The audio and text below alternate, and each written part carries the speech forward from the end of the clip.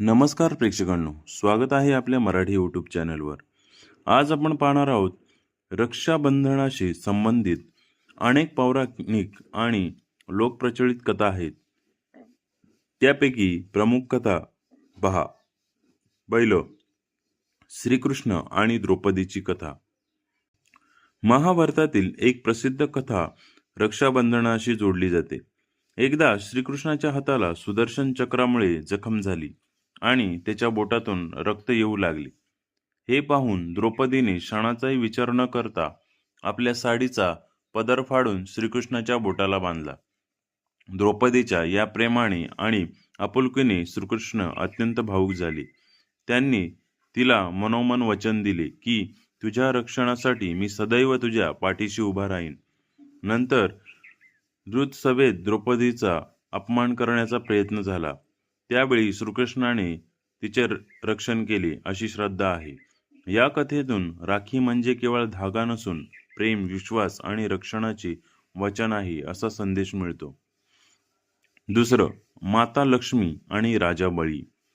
विष्णू भगवान वामन अवतार घेऊन राजा बळीकडे गेले. त्यांनी बळीकडून 3 पावले जमीन मागितली. भगवान विष्णूंनी 3 पावलात संपूर्ण विश्व व्यापले.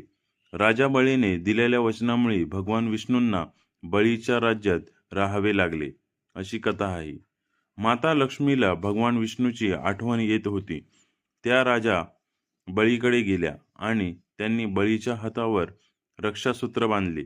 बळीने त्यांना बहीण मानून तिची इच्छा पूर्ण करण्याचे वचन दिले.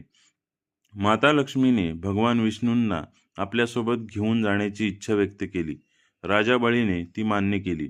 म्हणूनच या कथेत राखीचा धागा रक्ताच्या नात्यापेक्षा प्रेम आणि विश्वासाचे नाते निर्माण करू शकतो असा संदेश दिला जातो. तिसरा, इंद्र आणि इंद्राणीची कथा.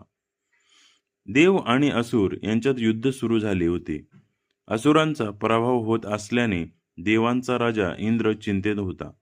इंद्राची पत्नी इंद्राणीने भगवान विष्णूच्या कृपेने पवित्र रक्षासूत्र तयार केले आणि ते इंद्राच्या हातावर बांधले. या रक्षासूत्रामुळे इंद्राला आत्मविश्वास आणि शक्ती मिळाली आणि त्याने युद्धात विजय मिळवला अशी पौराणिक कथा सांगितली जाते. या कथेमुळे रक्षासूत्राला संरक्षण आणि मंगळाचे प्रतीक मानले जाते. चौथं, यम आणि यमुनेची कथा.